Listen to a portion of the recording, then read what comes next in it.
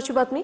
शिवसेना पक्ष चिन्हासोबतच अपात्रता प्रकरणावर आजही युक्तिवाद होणार आहे। ठाकरेंचे वकील कपिल सिब्बल आणि देवदत्त कामत आजही युक्तिवाद करणार।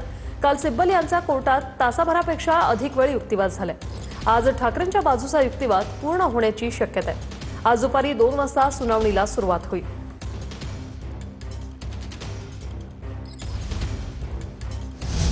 विधानसभा अध्यक्षांचा नार्वेकर यांचा निर्णय कायद्याच्या चौकटीबाहेरचा असल्याचं सिब्बल यांनी म्हटलं। शिवसेना पक्ष आणि चिन्हावरील सुनावणीवेळी सिब्बल यांचा विधानसभा अध्यक्षांच्या निर्णयावर हल्लाबोल, तर मी दिलेला निर्णय शाश्वत, सिब्बल म्हणजे न्यायमूर्ती नाही असं राहुल नार्वेकरांनी म्हटलंय। विधानसभा अध्यक्षांनी आपल्या अधिकारांची मर्यादा ओलांडली।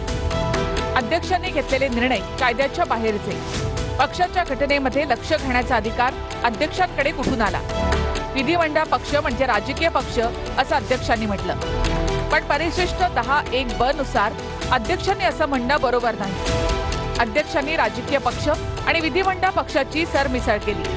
अध्यक्षांनी आधी निकाल ठरवला आणि नंतर गुंतागुंतीचे तर्क मांडले। परिशिष्ट 10(1)(ब) नुसार आमदार पक्षाचे असतात, पण आमदार म्हणजे पक्ष नव्हे। अध्यक्षांनी पक्षाचं संविधान लक्षात घ्यायला हवं होतं। 1999 ची घटना निवडणूक आयोगाच्या कार्यालयामध्ये उपलब्ध आहे। विधानसभा अध्यक्षांनी आपल्या कार्यकक्षेबाहेर जाऊन काही निर्णय घेतले असा युक्तिवाद। त्यांना दबाव आहे ना, ते तर कळतं आपल्याला। तेव्हाही आम्हाला माहिती काय झालं ते त्यावेळेस, म्हणून सांगितलं त्यांचा तर फारच गोंधळ आहे। त्यांनी दोघांनाही डिस्क्वालिफाय केलं नाही ना, आम्हाला केलं ना त्यांनाही केलं। त्यांनीही सांगितलं होतं उलटं। म्हणून काय म्हणजेच काय, माननीय सर्वोच्च न्यायालयाने जे निर्देश दिले होते त्याचं पालन त्यांनी न करता त्यांच्याच विधानांमध्ये अनेक गोंधळ त्यांनी केलेले आहेत, ते स्पष्टपणे दिसतात। आणि तेच कपिल सिब्बल साहेबांनी आज पुन्हा इथे समोर केलं। कपिल सिब्बल हे आपल्या आशिलासाठी युक्तिवाद करत आहेत, स्वाभाविक आहे। त्यांना जी बाजू मांडायची आहे ते मांडतील, परंतु कपिल सिब्बलांचं मत म्हणजे काय कोर्टाचं मत नाही आहे। मी दिलेला जो निर्णय आहे तो कायद्याच्या चौकटीत राहून सुप्रीम कोर्टाने जे निकष दिलेले त्या निकषाच्या आधारावरती दिलेला निर्णय आहे। त्यामुळे मला पूर्ण खात्री आहे की हा निर्णय शाश्वत आहे, तो टिकून राहील। शिंदेना सर्व पद ठाकरेंनी पक्षप्रमुख या अधिकारानं दिली होती। विलीन होणं ठीक, पण पक्षावर दावा करणं चुकीचं। आमदार अपात्रता प्रकरणातील निर्णयाशिवाय आयोगाने निर्णय घेणं चुकीचं। आयोगानं अपात्रता प्रकरणामधील निर्णयाची वाट पाहायला हवी होती। यावर सरन्यायाधीश सूर्यकांत यांनी म्हटलं की अपात्रता प्रकरण आता सक्रिय राहिलेलं नाही। कपिल सिब्बल म्हणाले की अपात्रता प्रकरण महत्त्वाचं आहे, त्यावर बऱ्याच गोष्टी अवलंबून आहेत। आमदार अपात्र झाले असते तर शिंदेंकडे बहुमत राहिलं नसतं।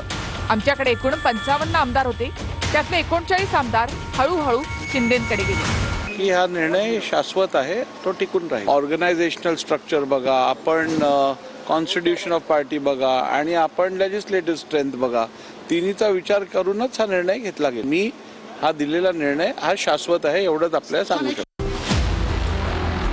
प्रतोद आमच्या बाजूनं व्हीपही आम्ही जारी केला होता। बंडखोर आमदार विधानसभा अध्यक्षांची निवड करू शकत नाहीत, कारण त्यांनी व्हीप विरोधात मतदान केलं।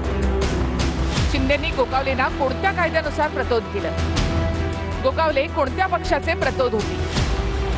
1999 मध्ये पक्षप्रमुख पदच नव्हतं, तर कोणत्या आधारे व्हीप बदलला? शिंदेंच्या बाजूचा व्हीपच लागू होऊ शकत नाही। यावर कोर्टाने विचारलं की 2018च्या घटनेनुसार शिंदेंनी मुख्य नेता हे पद तयार केलं, ते निवडणूक आयोगाला कळवलं होतं का? त्यावर सिब्बल म्हणाले की हे रेकॉर्डवर नाही।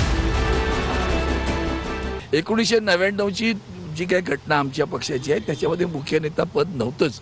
तेव्हा फक्त वंदनीय शिवसेना प्रमुख आणि त्यानंतर सरळ सरळ शिवसेना नेते, 12 शिवसेनेचे नेते होते। त्यानंतर मग कालांतराने थोडा बदल केला, त्याच्यामध्ये कार्याध्यक्ष पद आलं आणि मग उद्धवजींना 2013 कार्याध्यक्ष केलं गेलं। त्याच्यानंतर मग दुर्दैवानं शिवसेना प्रमुखांच्या नंतर मग आम्ही पक्षप्रमुख केलं, शिवसेना प्रमुख हे नाव आम्ही फ्रीज केलं।